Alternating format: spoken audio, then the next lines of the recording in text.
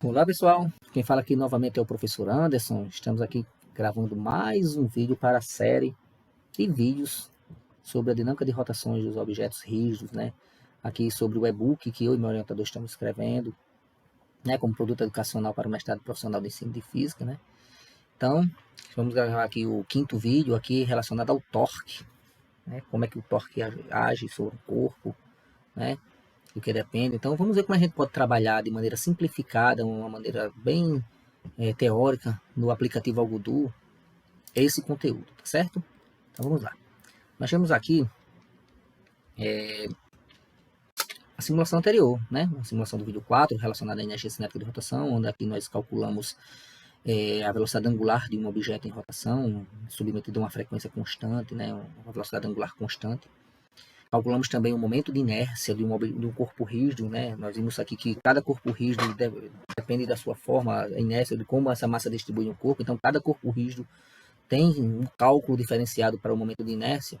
Vimos aqui que o momento de inércia de um disco homogêneo é dado pela metade da massa vezes ao quadrado e calculamos assim a energia cinética de rotação.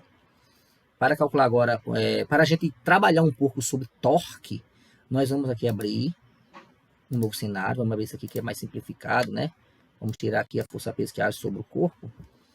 Então, se você abrir o e-book no capítulo 5, você vai ver algumas equações de como calcular o módulo do torque. Nós, no capítulo 5, nós estamos trabalhando apenas o torque como sua intensidade, a intensidade de uma força que gera um torque pelo corpo. Então, a gente vai ver que o torque é uma grandeza física que é produzida por uma força que atua sobre um corpo, né? Então, essa força vai atuar no corpo e vai fazer ele girar. Então, o torque é que vai fazer o corpo girar, né? Quanto maior for o torque, maior a tendência de giro, né, desse corpo. Então, a gente viu, lá no capítulo 4, a gente observou, definiu algumas coisas, que o torque, ele vai depender de algumas coisas, né? Vou botar aqui o torque. O torque. Eita, como ficou ruim esse negócio. Vou botar aqui, começou vermelho, ficou verde. Vou botar tudo minúsculo aqui, ó, para ficar tudo uma cor só, porque aí eu escrevo cursivamente e eu não tiro o mouse da tela, porque se eu tirar, muda de cor, né? Torque, olha aí, ó, torque. Ó, tá vendo? Quando eu tiro, muda, torque. A gente vai ver, ó, que a gente, para calcular o torque, o módulo do torque, né? Que torque é uma grandeza vetorial, né? A gente vai ver depois que, pela regra da mão direita, a gente vai, inclusive, determinar qual é o sentido desse torque. A gente vai ver que esse torque, o sentido dele, se dá ao longo do eixo de rotação, né? Que pode ser de um lado ou do outro, depende da situação. Mas aqui, para calcular o torque, a gente vai ver que é simplesmente R vezes F vezes o seno do ângulo entre R e F. O que significa R? O que significa F? O que significa R? Simples, gente. Simplesinho. Vamos lá. Digamos que eu tenho aqui um eixo fixo de rotação. Um eixo fixo de rotação. E aqui eu tenho... Ixi, eu estou escrevendo, né? Não vou escrever não. Vamos lá, peraí. Eu vou colocar aqui. Digamos que eu tenho aqui, ó, uma barra. Certo? E eu vou colocar aqui, ó, um eixo fixo de rotação. Aqui, esse eixo, tá vendo aqui? Então eu quero fazer essa barra girar. Então, ó, eu vou aplicar uma força nessa barra. Essa força pode ser para cá, ó. Vamos lá. Essa força ela pode ser para cá. Nessa direção, pode ser para cá, pode ser para cá, pode ser para cá, pode ser para cá. Beleza. Então, a intensidade dessa força é esse dado aqui. Esse R aqui é a distância daqui para onde a força está sendo aplicada, mas não é qualquer distância. É a distância perpendicular, certo? É a distância perpendicular. Aí você tiraria o seno de θ. Você não precisaria usar seno de θ. Porque esse seno de θ aqui, ele vindo para junto do R, ele vai ser a distância perpendicular entre R e a força de ação. Ou seja, eu vou aplicar uma força para cá. Então, o prolongamento da força seria para cá. Então, daqui para cá, ó, eu faço um prolongamento. Então, essa seria a distância, sendo de θ. Mas não precisa disso. Se eu vou aplicar uma força aqui, a força está sendo aplicada aqui, então a distância daqui para cá seria o R. Esse F seria a intensidade da força. E o ângulo, se a força for para cá, ó, nós temos o Rzinho aqui, ó, a força para cá, o ângulo seria esse. Enfim, é assim que se calcularia o módulo. Mas aqui a gente não vai se ater a esse módulo não, tá? A gente vai fazer o seguinte. Você percebe que o torque, ele depende da força? Depende da força, da intensidade da força. Quanto maior a força, maior o torque, né? Maior o torque produzido por essa força. Quanto maior a distância, maior o torque também, é proporcional. Então, quanto maior a distância, maior... Então, vamos fazer o seguinte, vamos fazer várias barrinhas dessa, aí a gente copia. Tudo do igual, tudo do mesmo tamanho, e vamos aplicar a mesma força constante. E a gente vai perceber que quanto mais distante a gente tiver do eixo de rotação, mais fácil será girar o corpo. Até porque o torque é a grandeza física que faz o corpo girar. Então, quanto maior o torque, mais simples é de você fazer esse corpo girar, correto? Então, aqui você pode mostrar para o seu aluno, professor, que quanto mais distante do eixo de rotação, mais fácil é fazer esse corpo girar. Tem até um princípio de Arquimedes, né? Me dê um ponto de apoio e uma alavanca que eu moverei o mundo com uma só mão. Ou seja, né? Ele poderia pegar um ponto de apoio e de uma alavanca bem grande e fazer um objeto muito grande girar. Não necessariamente o mundo, né? Ele exagerou aí, mas se fosse possível um ser fazer isso, seria possível, porque a alavanca geralmente é para isso mesmo, né? A alavanca é um facilitador, né? Para que você possa ganhar vantagem mecânica, né? Digamos assim. Para que você não chegue lá e empurre com a mão. Você usa uma alavanca, uma roda de um carro, por exemplo. Você vai com aquela roda de, né, para tirar o parafuso do carro, chave de roda, né, que se chama assim. Pode olhar que ela é bem distante. Tem muitos mecânicos que usam, inclusive, um cano como alongador para facilitar o torque. Então, vamos lá. Então, nós vamos pegar aqui... Vamos pegar círculos. Olha, círculos. Vamos fazer círculos idênticos. Não interessa qual é o tamanho do círculo. Tá aqui. Tá aqui esse tamanho. Então, vamos fazer círculos idênticos. Vamos lá, ó. Peguei esse primeiro. Ctrl+C, Ctrl+V, ó. Aqui o segundo. É o mesmo círculo. Mesma massa, mesmo tudo, né, ó. A gente poderia ter vindo aqui, ó. A massa está 15 kg, tá vendo? Vamos até descer aqui, ó. Vamos apagar esse primeiro. Vamos vir para cá, ó. Vamos colocar uma massa aqui de 6 kg. Show? 6 kg. Aí. Então, toda a massa agora vai ter 6 kg. Ctrl+C, Ctrl+V. Veio para cá, ó. Qual é a massa dele, ó? 6 kg, porque eu estou fazendo uma cópia do mesmo objeto. Ctrl+C, Ctrl+V. Outro. Ctrl+C, Ctrl+V. Outro. Vamos fazer com 6. Ctrl+C, Ctrl+V. Outro. Ctrl+C, Ctrl+V. Outro. Beleza? Com 6. Então, 6 kg para cada, né? Ok. Vamos lá. Então, vamos fazer o seguinte agora. Vamos colocar ele aqui em distâncias. Para que a gente possa ver, né? Ó. Ok. Vamos até mudar a cor desses objetos. Aqui a gente está só vendo que quanto mais distante do eixo de rotação, mais fácil será girar o corpo, porque o torque é maior. Ok? Então você ganha vantagem mecânica sobre um objeto de mesma massa. É só usar inteligência, né? É só estudar física. Ok, vamos lá. Aqui eu vou colocar um eixo de rotação. Um eixo de rotação. Neste eixo de rotação a gente não vai colocar motor. A gente vai deixar ele livre para girar. Livrinho para girar. Ó, se você colocar aqui, ó, não está girando. Ele está livre para girar. Aqui a mesma coisa. Outro eixo de rotação. Aqui, ó. Inclusive dá para diminuir esses eixos, tá? Muito grande. Mas vamos botar em todos primeiro. Eixo de rotação. Eixo de rotação.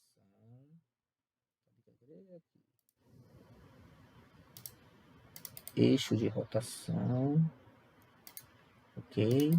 E eixo de rotação. Tranquilo. Agora vamos diminuir esses eixos de rotação, porque estão muito grandes, e eu quero colocar aqui uma força atuando sobre ele, certo?